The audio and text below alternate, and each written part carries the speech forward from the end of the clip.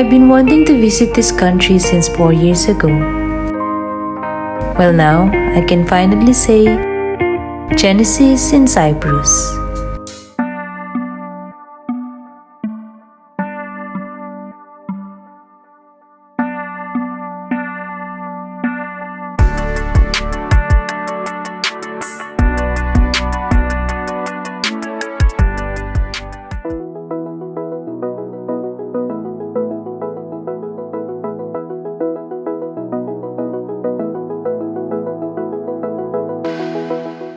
We are now heading to the largest tourist resort in Cyprus called Ayia Napa.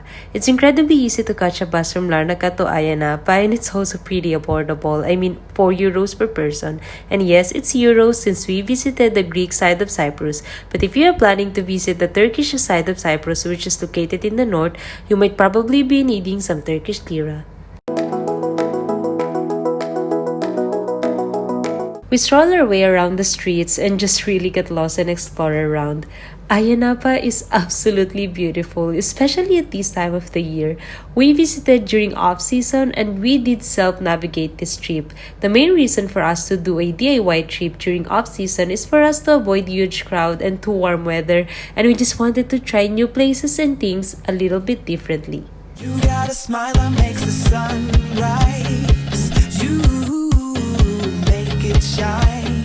After a long walk, we finally managed to see where the beach is. If I'm not mistaken, this beach is called Pantacho Beach, and I have to say, this place is breathtaking. The fine white sand and its crystal clear waters are relatively calm, and it feels like we have the beach by ourselves. We actually probably be spending almost the whole day here. But I can see that you don't realize, and that's what made me fall in love. 'Cause you got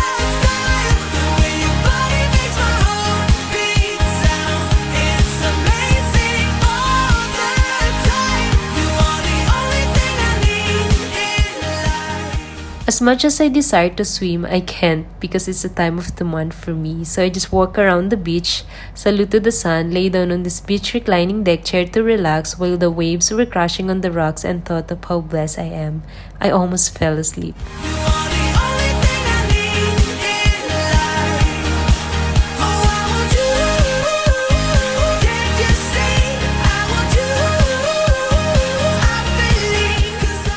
After resting and relaxing, we decided to walk towards the sea caves, and you will notice from what I'm wearing how spontaneous this plan is.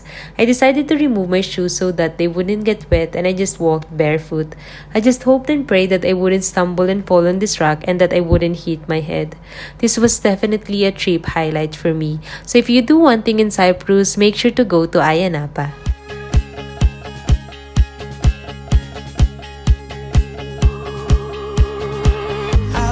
You, I know it's alright. You read my mind, but I can see that you don't realize, and that's what made me fall in love. 'Cause you got style, the way your body makes my heart beat sound. It's amazing all the time. You are the only thing I need in life. Oh, I want you. Dinner is at this premier Mediterranean favorite seafood place we discovered while walking. The restaurant is called Ocean Basket, and it's just located at Ayia Napa Harbor, and I just can't wait to try their food. We somehow managed to get a reservation because we came early, but you might be needing some booking reservation, especially if you're visiting during peak season.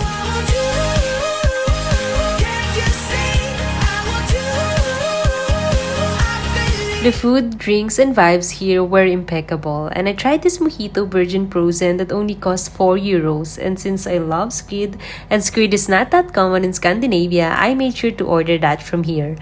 I ordered this calamari three-way that cost 15 euros, and for me, this is the star of the show. We enjoyed this fantastic meal while we sat in the restaurant's breezy open-air seating area, and we definitely recommend this place for you to try.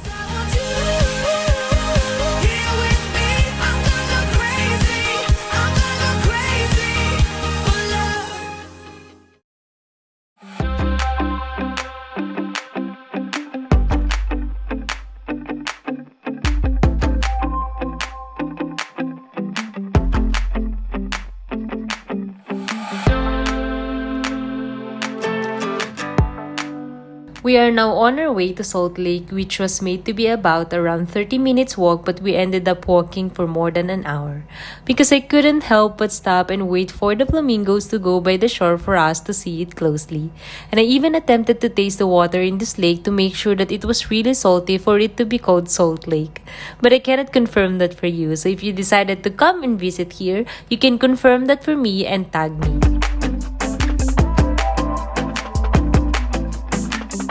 This walk is honestly one of my favorites because it's just so calming and refreshing here.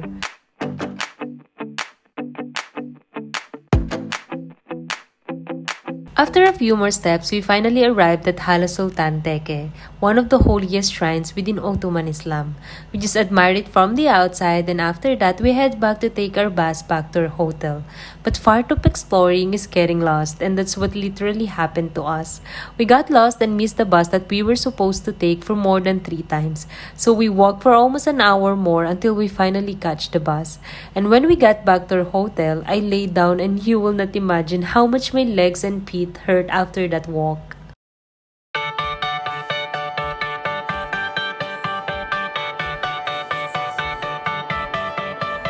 On our official day 3 here in Larnaca, we decided to sleep long, take things easy, and just rest during the day.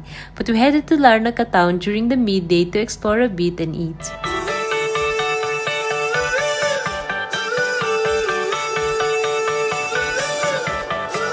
Before we call it a night, we could not pass out trying out some cocktails. And since cocktails are the only alcoholic drink I enjoy, it has become my tradition every time I travel to find a good place to have it.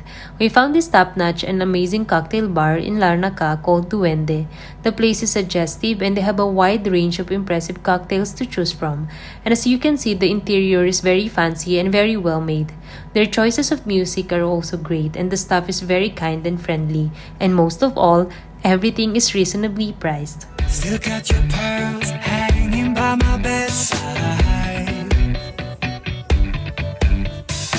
Still got your lips on paper in a trash line.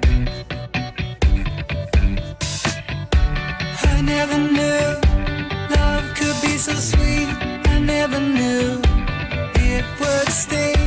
So if you are up for a drink or partying, you shouldn't miss out on this place. We arrived at the time they just opened, that's why there were only a few early birds like us who just wanted to have a drink and relax.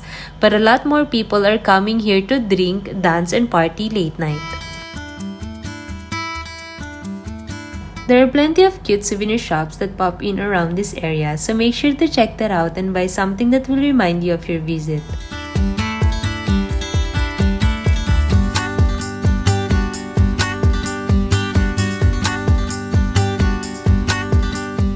Near the souvenir shop, we stumbled upon a beautiful church called Agios Lazarus or Saint Lazarus. The magnificent stone church of Agios Lazarus is one of the most remarkable examples of Byzantine architecture in Cyprus and lies over the tomb of the saint. And it belongs to the Church of Cyprus, an Autocephalous Greek Orthodox church.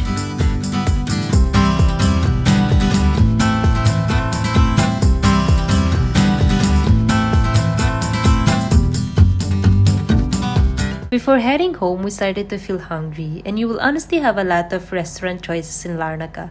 But ever since I tried souvlaki in Santorini, I have been craving for it. So I pulled out our Larnaca maps and picked out Souvlaki Gri as a spot for us to try tonight. I mean, the food is nice, but I would still prefer souvlaki in Santorini.